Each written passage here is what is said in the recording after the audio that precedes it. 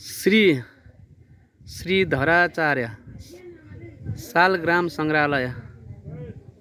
यहाँ बाघको जस्तो मुख बनाइएको छ। बाघको मुख यहाँबाट मानव निर्मित 108 मिटर लामो गुफा छ र यस गुफाभित्र कालीगण्डकीको मुहानदेखि त्रिवेणीसम्मको नक्सा छ। यहाँ त्रिवेणी धाम भनिएको छ, गजेन्द्र दिव्य धाम। यसरी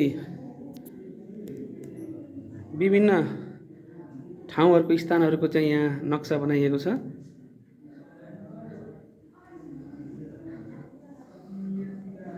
अत्यन्तै सुन्दर कलाले चाहिँ भरिपूर्ण छ। ऋषिकेश मन्दिर भनिएको छ यहाँ रिडी बजार भनिएको छ। यसरी कालीगण्डकीको दायाँ बायाँ रहेका सम्पूर्ण बस्तीहरू सहरहरूको यहाँ मूर्ति प्रतिमा बनाइएको छ, अर्थात् नक्सा बनाइएको छ।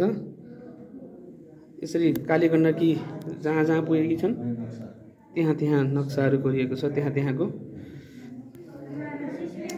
जस्तै श्री विश्व शान्ति सर्वसिद्धि पञ्चकोट भनेको छ यहाँ। यसरी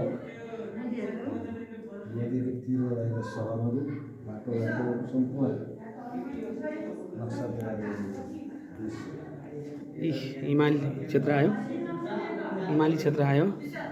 यहाँ चौरीहरू पनि देखिन्छ याकहरू, जहाँबाट मुक्तिनाथ उत्पत्ति भएका छन्। त्यो मुक्तिनाथ गणेश मन्दिर भनिएको छ त्यहाँ। र यसरी मुक्तिनाथ बाबा यहाँ हुनुहुन्छ, हिमालमा विराजमान हुनुहुन्छ।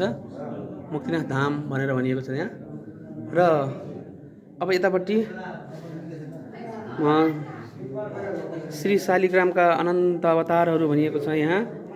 विश्वको सबभन्दा ठुलो शालिग्राम सङ्ग्रहालय हो यो। यहाँ शालिग्रामहरू राखिएको छ, विभिन्न आकृतिका शालिग्रामहरू, वास्तविक शालिग्रामहरू यहाँ राखिएको छ। यहाँ सङ्ग्रह गरेर राखिएको छ, तपाईँहरू देख्न सक्नुहुन्छ।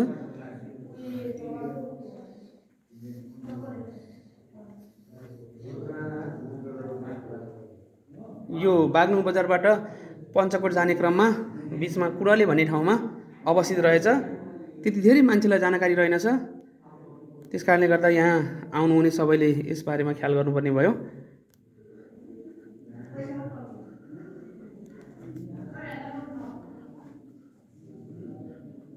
यतापट्टि हनुमान हुनुहुन्छ, माथि विभिन्न मूर्तिहरू, देवी देवताका प्रतिमाहरू राखिएको छ।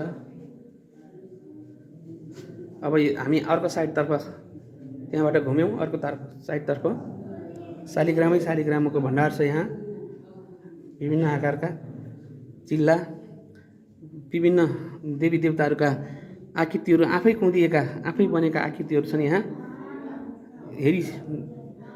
एकछिनमा हेरेर भ्याइँदैन। सरस्वती हेर्दाखेरि यहाँ लाखौँ शालिग्रामहरू सङ्ग्रह गरेर राखिएको छ।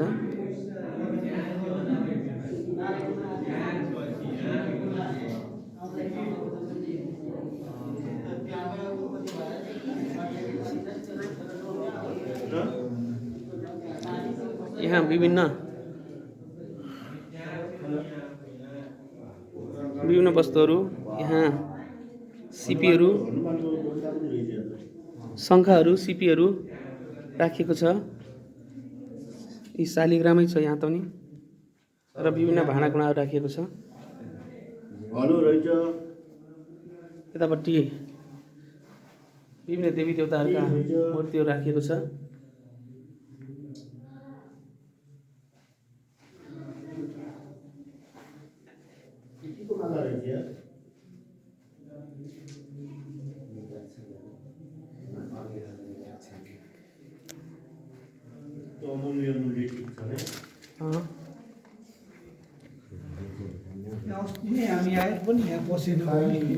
त्यतिखेर थाहा भएन, पहिला आउँदा थाहा भएन। अहिले चाहिँ होटलवालाले बताइदिएर हो त्यहाँ यस्तो ठाउँ छ, त्यहाँ जानु होला भनेर। यतापट्टि बन्दै गरेको छ अझ। यो गुफा मानव निर्मित गुफा भएको हुनाले जति पनि लम्ब्याउन सकिन्छ यसलाई।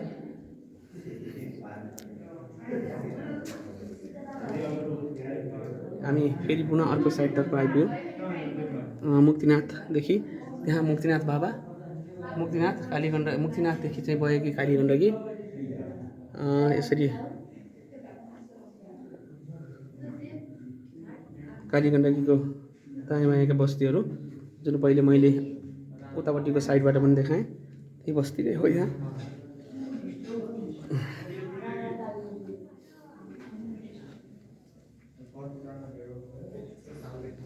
चलो चलो मेरा आइसक्रीम आ गया।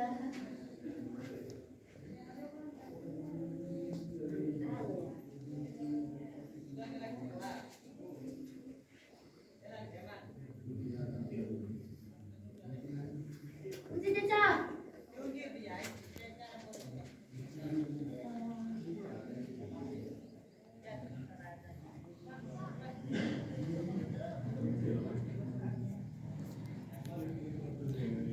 धन्यवाद।